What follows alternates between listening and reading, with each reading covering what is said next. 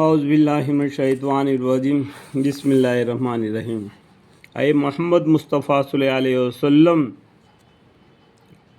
یہ تم یعنی آپ کی امت افضل امت ہو، تم لوگوں کو نفع کے لیے بھیجا گیا ہے، یعنی ہمارے محمد صلی اللہ علیہ وسلم کو لوگوں کو نفع کے لیے، فائدے کے لیے بھیجے گئے ہیں۔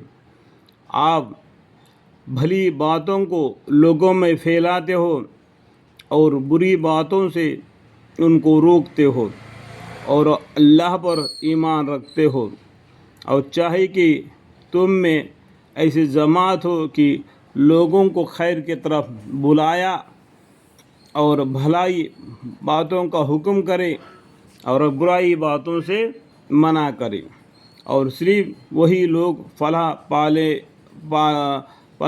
والے ہیں جو اس کام کو کرتے ہیں۔ یہ پیغمبروں کے کام ہے، جو امت کو دین کی اسلام کی طرف بلانا۔ ابھی کوئی امت میں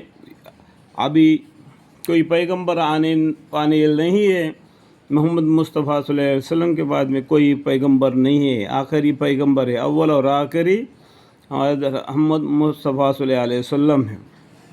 تو اب قیامت تک کے لیے اس کام کو ہم امت محمدیہ اس کام کو ادا کرنا ہے، لوگوں کو دین کی طرف بلانا، برے باتوں سے روکنا، نیک باتوں کو تعلیم کرنا۔ پہلی آیت میں خیر امہ ہونے کے وجہ یہ بتلائی کہ تم بھلائی کو بھلاتے ہو اور برائی سے روکتے ہو۔ دوسری آیت میں عصر کے ساتھ فرما دیا کہ فلاح بہودہ صرف انہی لوگوں کے لیے ہے جو اس کام کو انجام دے رہے ہیں۔ فلاح اور بہودہ صرف انہی لوگوں کے لیے ہے جو اس کام کو انجام دے رہے ہیں۔ اس پر بس نہیں بلکہ دوسری جگہ صاف طور پر بیان کر دیا گیا کہ اس کام کا انجام نہ دنیا، لعنت اور پھٹکارا کا موجب ہے۔ اس کام کا انجام نہ دنیا نہ دینا، اس کام کا انجام نہ دینا، میں پڑھنے میں غلطی ہو گیا، ٹھیک ہے۔ تو بتلایا گیا کہ دوسری جگہ صاف طور پر بیان کر دیا گیا کہ اس کام کو انجام نہ دینا لعنت اور پھٹکارا کا موجب ہے۔ ابھی کوئی پیغمبر نہیں آنے والا ہے، اور اس کام کو کون کرنا ہے؟ امت محمدیہ، یعنی مسلمانوں کو اس کام کو انجام دینا ہے۔ تو قیامت تک کے لیے بنی اسرائیل میں جو لوگ کافر تھے ان پر لعنت کی گئی تھی داؤد علیہ السلام کی زبان سے اور عیسیٰ ابن مریم علیہ السلام کی زبان سے۔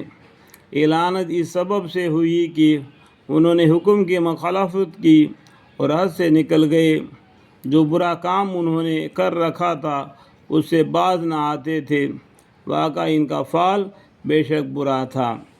ان میں سے ایسا نیک کام کو طرف بلانے والے نہ آتے، صرف پیغمبروں کے ان کو بتاتے تھے، تو پیغمبروں کی بات کو نہیں مانتے تھے، تو اس لیے ان کے اوپر لعنت کی گئی تھی۔ اس کا آخری کا آیت مزیدہ صاف وضاحت احادیث ذیل سے ہوتی ہے۔ الحمدللہ رب العالمین۔